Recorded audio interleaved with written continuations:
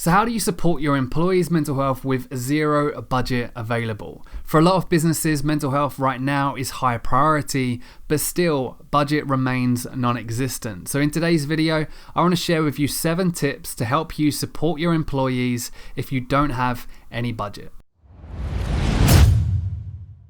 The first tip and the first free way to make mental health a priority in your business is to encourage your employees to share their stories. There's a lot of your employees that might have experienced a mental health challenge or might be passionate about mental health. And it's up to you as a business to encourage them to want to share their story, to give them the platform within your business to share what they want to share to their fellow colleagues. Now, of course, a lot of businesses shy away from this because they don't know the impact that will have on the business as a whole. But we're here to tell you from the work that we've done that allowing an employee to share their personal experience if they feel comfortable to do so has a massive impact on the overall culture. It has a massive impact on chipping away at mental health stigma. And of course, it's a free way of trying to change and normalize mental health conversations within your workplace. So you could put out some communications encouraging employees to come forward who might be comfortable and willing to share their stories around mental health. But at the same time, you could create a well-being team or a well-being forum and using your employees as a way to drive the mental health agenda within your business. The second tip is to use the data you have available and at the same time using the research that's already out there. For a lot of businesses, when you don't have budget, for some people, it's not a budget problem, it's a budget prioritization issue.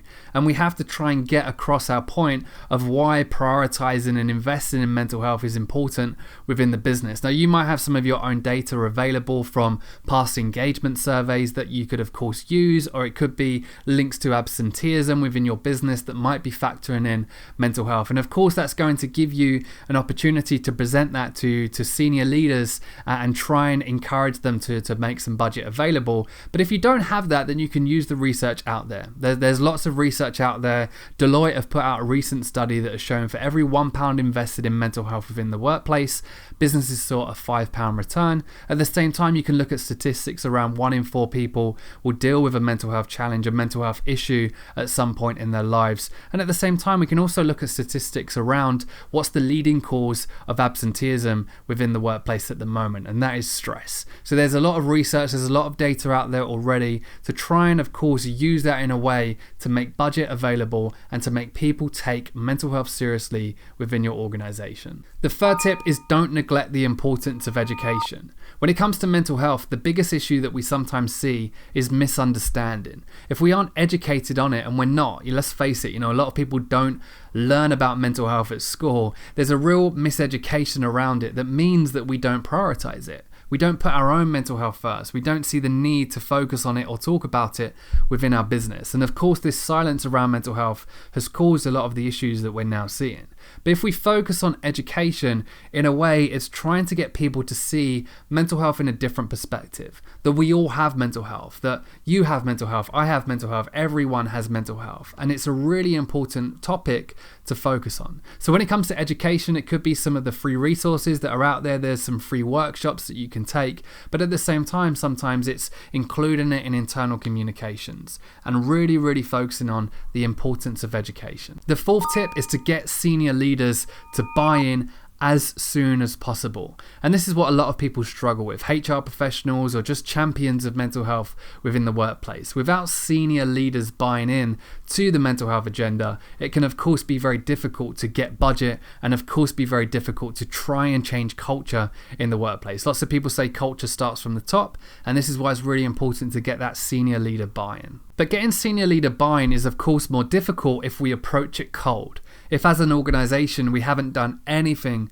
about mental health, it's of course going to be more difficult. But what we need to do is we need to present them with the data that we have, the research that we have. We again need to focus on education to change their perspective of mental health and see it as in a way that we need to prioritize this as a business. It's making them see that not only is focusing on the mental well-being of their employees going to improve their business, going to improve productivity, going to reduce absenteeism, at the same time, it's the right thing to do, especially during these difficult times. But But of course, it's hard to get that senior buy-in if we haven't approached it in a way that we can back it up with data that we have at their disposal. But when it comes to budget, without senior buy-in, it's always going to be very difficult. But I always ask the question again, is it a budget issue or is it a budget prioritization issue? Tip number 5 is to just focus on adding value to your employees. Mental health is so individual, and of course there's no one-size-fits-all approach that you can take as a business that will satisfy every single employee.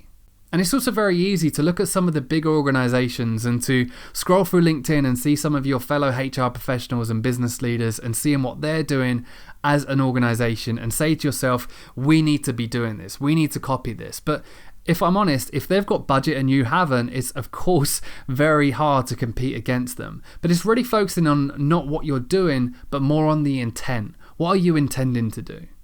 And if your focus is to encourage employees and raise awareness of mental health within the workplace, it's not so much about the what, it's more about the why. I'm really focusing in on that. Now, of course, without any budget, it might not seem like you can do anything for your employees, but knowing that mental health is so individual means that you have some flexibility. You could maybe offer a free yoga workshop via Zoom or via Microsoft Teams and just see what the engagement's like. It could be a mindfulness session that's been hosted by one of your employees that does mindfulness on a daily practice and they want to share their own experiences with your fellow colleagues. It could be walks and talks. It could be encouraging your employees to go for walks and have conversations around mental health or just in general how they're feeling. Again, that doesn't cost anything at all. It could be flexible working and looking at your existing policies and how flexible is it and how that impacts mental health as well. It could be encouraging well-being days or gratitude challenges amongst your team or amongst all of your employees. There's so many different activities that you can introduce, and really it's more about encouraging them to get involved, seeing what works. Again, remembering it's not a one-size-fits-all approach. You know, some employees might really like those walk and talks, others won't. But really it's about showing them as much as we possibly can for free, gaining that valuable insight and data into what's going down well, what's being received well, and what's getting those results. And then, of course, focusing our attention onto those that are working. Tip number 6 is to check the finer details of your existing providers. Now, this depends on the size of your organization, but many organizations have an employee assistance program. They have an EAP. And a lot of EAPs are still underutilized.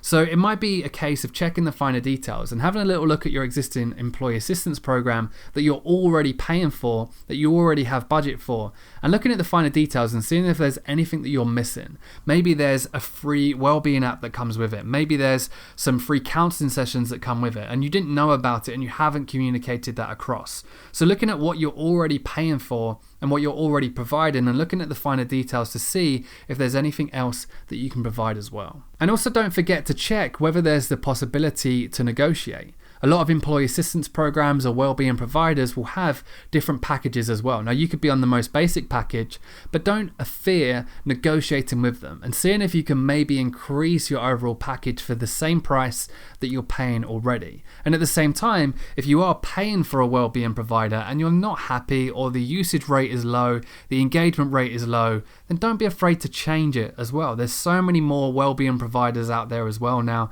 that have to be more transparent with the engagement rates of their platforms. So have a little look around and see if there's any others that you can offer to your employees that might be better used. And then tip number 7, the final tip, is to signpost to external support for free. There are so many amazing initiatives out there. A lot of them are backed by charities, and there's so many out there, and it's really about bringing awareness to them. You've got Shout, which is a free confidential hotline, a text service. You've of course got Samaritans, you've got Calm, which is a free hotline as well. You've got Papyrus, you've got Anxiety UK. There's so many different providers and services out there, but really it's about bringing awareness to them.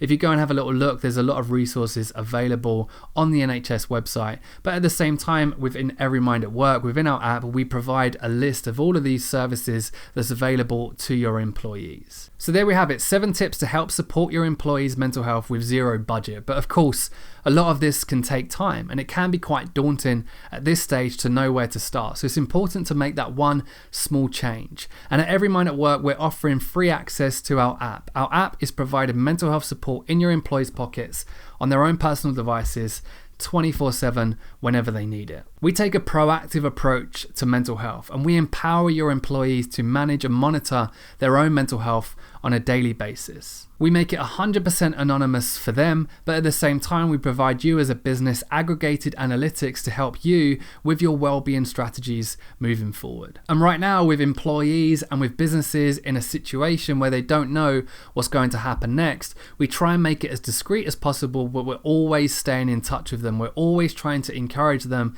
to look after their mental health during these difficult times. And we're providing a free trial right now with no obligation to continue. So if you click the link around this video somewhere, you're going to be able to inquire and find out a little bit more information about the app and the benefits of the app itself. But inquire today in less than 60 seconds and we'll be in touch with more information about the app, more information about how we tailor it to your business as well. And at the same time, we'll talk a little bit more about the free trial itself. Like I've said, no obligation to continue. It's our way of putting ourselves on the line as a business and saying to you, here's the value that we can offer. Here's the engagement that we can have with your employees. Here's the support that we can offer them without you spending money, without you having to get budget for it. And of course, letting us show you our worth before you make that investment. So like I said, click the link anywhere around this video to inquire today. It takes less than 60 seconds and we'll be in touch very shortly with more information about it and tailoring the app to your business. So if you enjoyed this video, let us know in the comments section below. Tag a fellow HR professional or business leader or